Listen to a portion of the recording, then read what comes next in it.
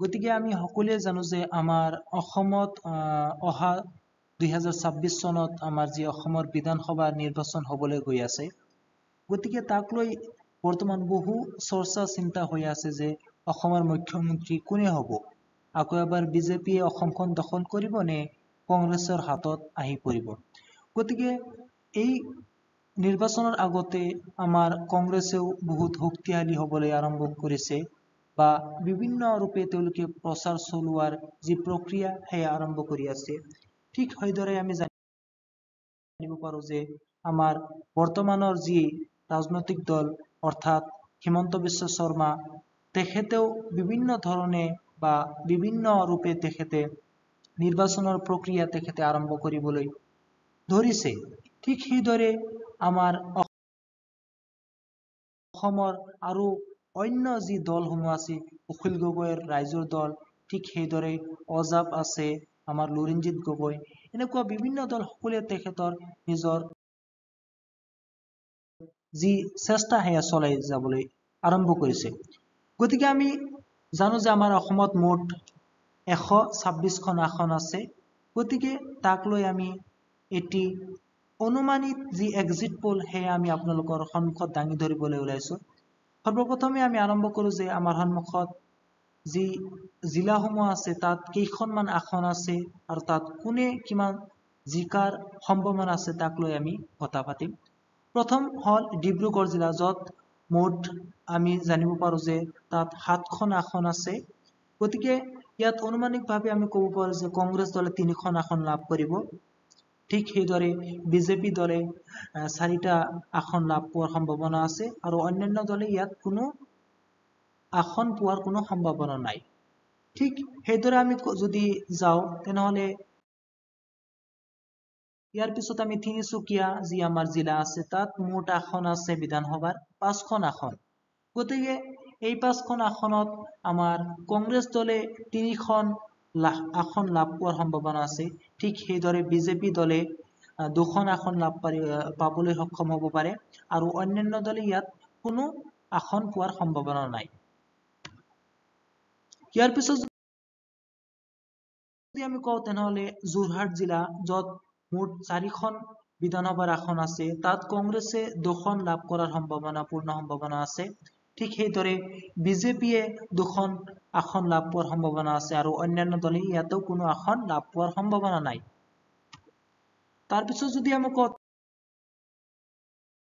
আমাৰ দক্ষিণ চালমাৰা মানকাছাৰ যিটো আমাৰ জিলা আছে, তাত মুঠ 2খন আসন আছে আৰু এই 2খন আসনত কংগ্ৰেছে 1খন আসন লাভ পোৱাৰ সম্ভাৱনা, তাৰ লগতে বিজেপিয়ে 1খন আসন লাভ পোৱাৰ সম্ভাৱনা আছে আৰু ইয়াতে অন্য দলৰ কোনো আসন পোৱাৰ সম্ভাৱনা নাই। তাৰপিছত যদি আমি কওঁ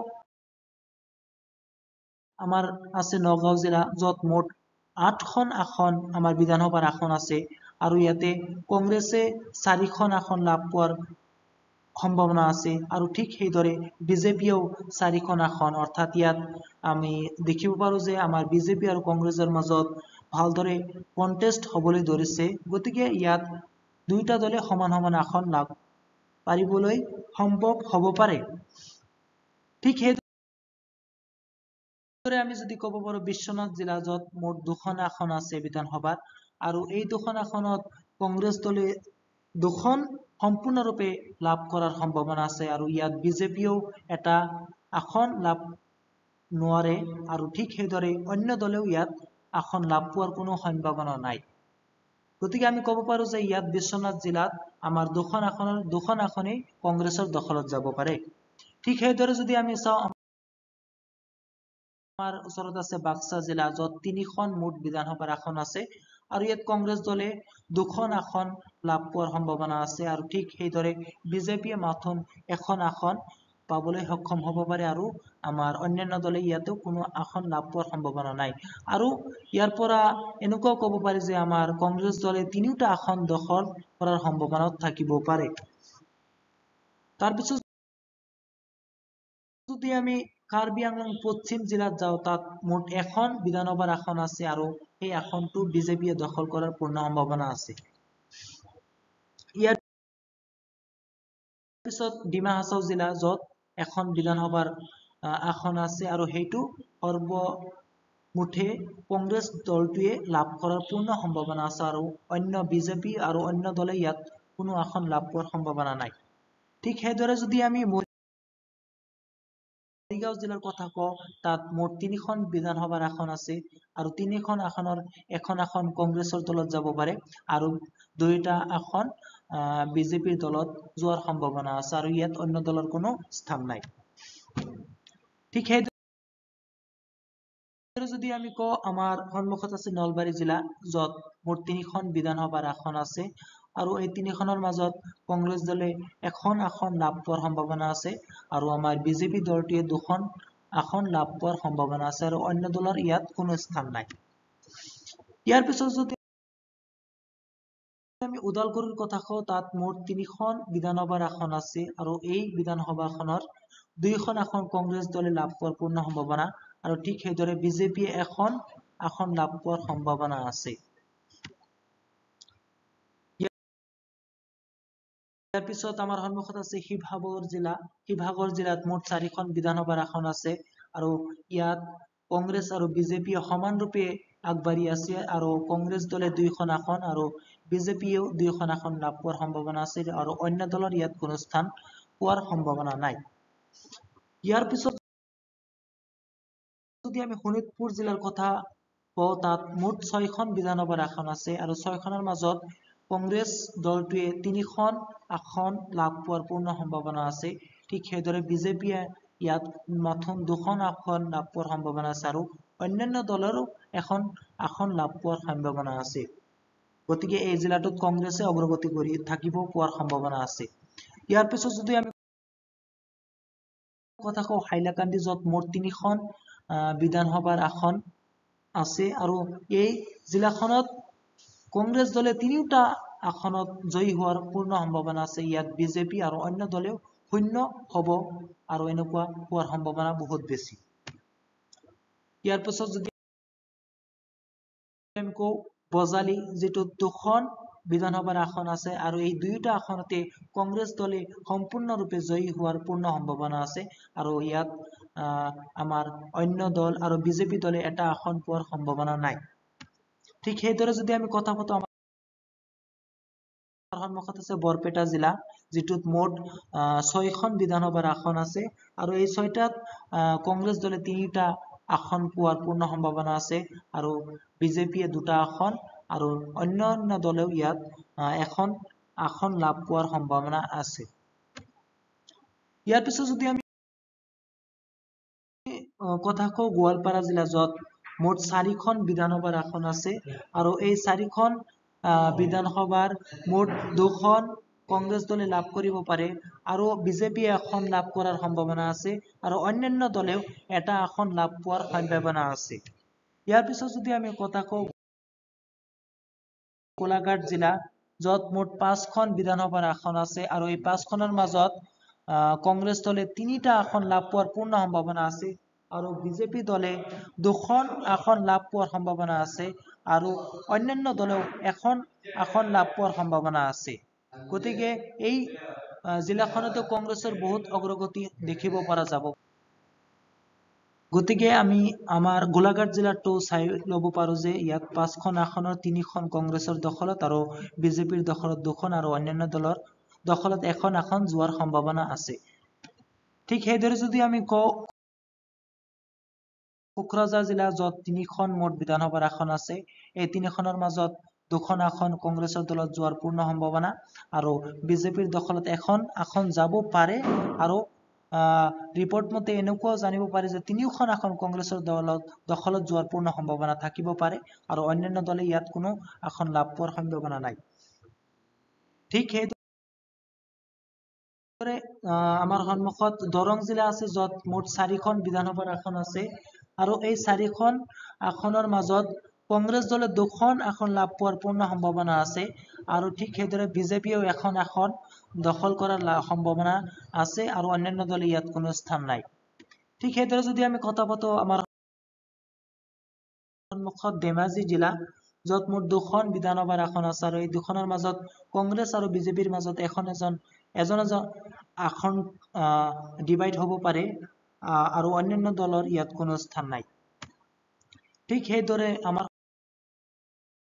সন্মুখত আছে কাছাৰ জিলা, য'ত মুঠ 7খন বিধানসভাৰ আসন আছে আৰু এই 7খনৰ মাজত 4খনেই কংগ্ৰেছৰ দখলত যোৱাৰ পূৰ্ণ সম্ভাৱনা আছে আৰু বিজেপিৰ দখলত মাথোন 2খন আসন আৰু অন্যান্য দলৰ মাজত এখন আসন যোৱাৰ সম্ভাৱনা থাকিব পাৰে। ঠিক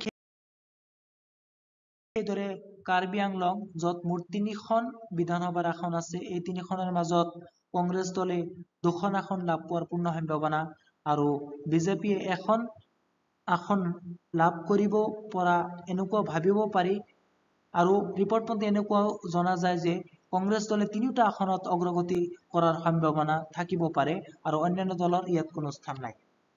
ঠিক সেইদৰে ধুবুৰী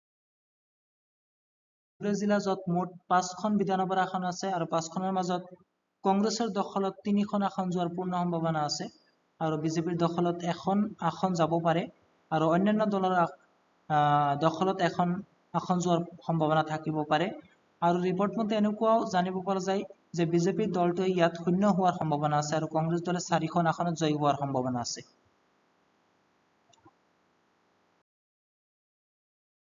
আমাৰ সন্মুখত আছে চিৰাং জিলা, য'ত মুঠ 2খন বিধানসভাৰ আসন আছে। এই দুখনৰ মাজত দুয়োটাই কংগ্ৰেছ দলৰ দখলত যোৱাৰ পূৰ্ণ সম্ভাৱনা, ইয়াত বিজেপি আৰু অন্যান্য দল শূন্য হোৱাৰ পূৰ্ণ সম্ভাৱনা আছে। ইয়াৰ পিছত আমাৰ সন্মুখত আছে কৰিমগঞ্জ জিলা, য'ত মুঠ 5খন বিধানসভাৰ আসন আছে আৰু এই 5খনৰ মাজত 3খনেই কংগ্ৰেছৰ দখলত যোৱাৰ সম্ভাৱনা আৰু বিজেপিয়ে এখন আৰু অন্যান্য দলে এখন লাভ পোৱাৰ সম্ভাৱনা থাকিব পাৰে। ইয়াৰ পিছত চৰাইদেউ জিলা, য'ত মুঠ 2খন বিধানসভাৰ আসন আছে, দুখনৰ মাজত 2খনেই কংগ্ৰেছৰ দলত যোৱাৰ পূৰ্ণ সম্ভাৱনা বুলি ক'ব পাৰি আৰু বিজেপি আৰু অন্যান্য দল ইয়াত শূন্য হোৱাৰ পূৰ্ণ সম্ভাৱনা দেখিব পৰা যায়। ঠিক সেইদৰে যদি আমি